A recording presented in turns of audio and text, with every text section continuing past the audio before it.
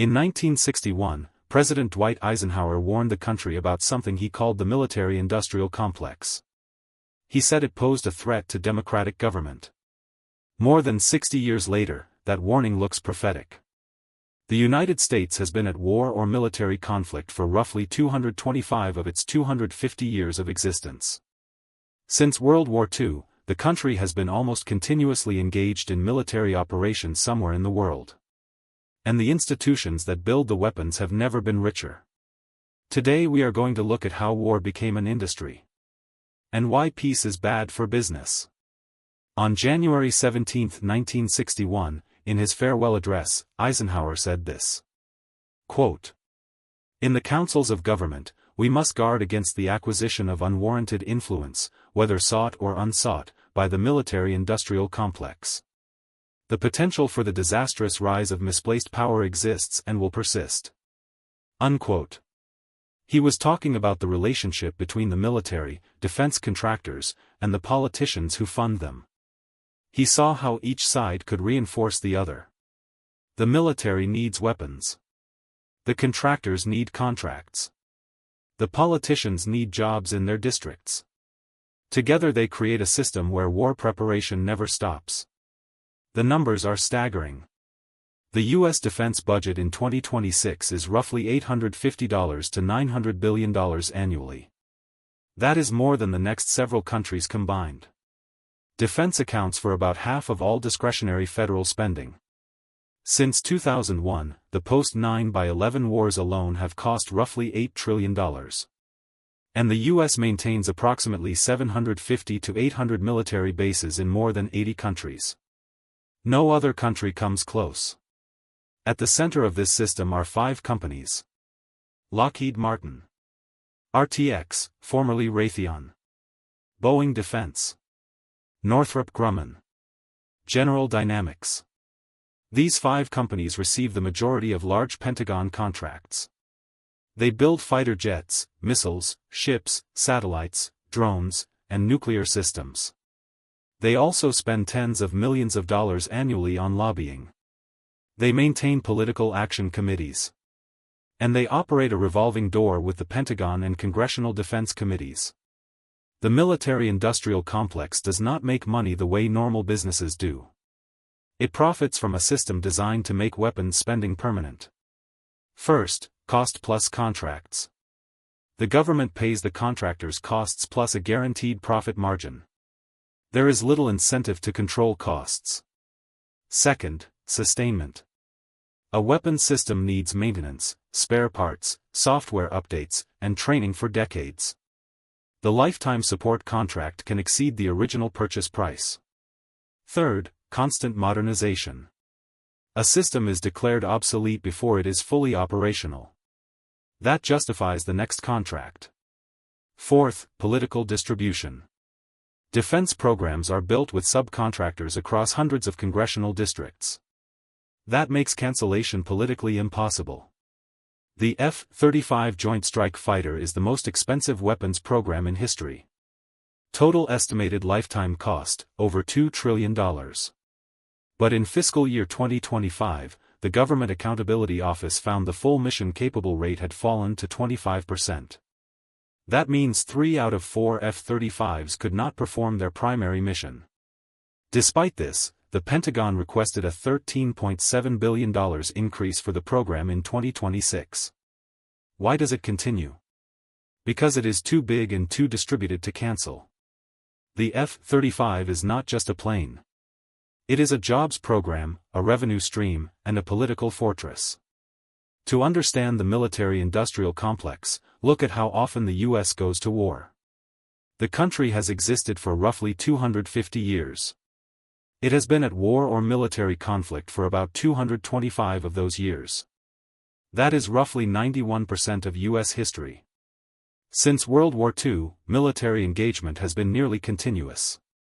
Korea, Vietnam, the Gulf War, Somalia, Bosnia, Kosovo, Afghanistan, Iraq, Libya, Syria, Yemen, Ukraine, and now Iran. The Congressional Research Service has documented approximately 469 U.S. military interventions since 1798. More than half occurred after 1950. More than 250 occurred since the end of the Cold War. War is not the exception. It is the baseline. The 2026 Iran war is a case study in how conflict benefits the military-industrial complex. On February 28, 2026, the United States and Israel launched strikes against Iran. On the first trading day after the strikes, defense stocks surged. Northrop Grumman rose about 4.1%. RTX jumped 4.7%.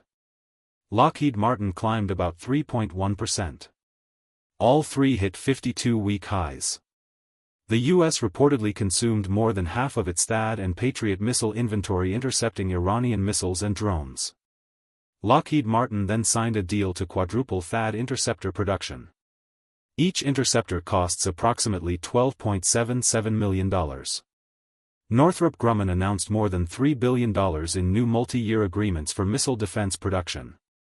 One tracker estimated the war cost U.S. taxpayers $113 billion over 108 days. The weapons were used. The stocks rose. The replenishment contracts followed. That is the business model. There is another complex competing for the same pool of money. The technology-industrial complex. In early 2026, the Trump administration was pushing Project Stargate and a massive AI infrastructure build-out, partly framed as a way to stay ahead of China. That build-out required enormous capital. But by mid-2026, that capital was getting harder to raise.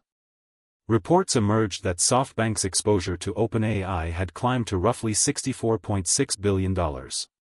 SoftBank tried to borrow $6 to $10 billion against its OpenAI stake, but lenders were reluctant to treat the paper gains as reliable collateral. Oracle faced credit rating pressure over its aggressive AI infrastructure spending. At the same time, the Iran war resumed after a temporary pause. This does not prove that someone flipped a switch. But it does show that military-industrial complex and technology-industrial complex pull from the same pool of capital, energy, and political attention. When one sector gets strained, the other becomes a more reliable destination for money and policy focus. The military-industrial complex does not need permanent world war to function. It needs continuous demand. A short, decisive war is less profitable than a prolonged, managed conflict with constant replenishment. Every war produces depleted weapons stocks replacement contracts justification for next-generation systems budget increases new basing and logistics deals long-term maintenance obligations. The military-industrial complex is not just the old giants. New players are entering the game. Anduril, a defense technology company backed by Peter Thiel and connected to Ohio, is positioning itself as a major new contractor. Its YFQ-44A Fury autonomous fighter is competing in the next generation of aerial warfare. This follows a clear pattern.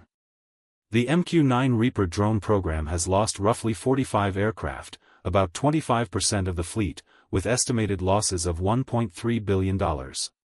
Those losses create demand for replacements. Anduril is one of the companies hoping to capture that demand. So the system renews itself. Old platforms fail. New platforms are funded. New contractors emerge. But the business model stays the same. The military-industrial complex is not a conspiracy. It is a structural feature of American political economy. The U.S. has been at war for most of its history. Defense contractors profit from every conflict. They use lobbying, campaign contributions, and the revolving door to shape policy. They spread work across congressional districts to make programs impossible to cancel.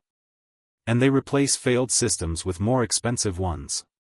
The result is a nation that prepares for war continuously, fights often, and never really demobilizes.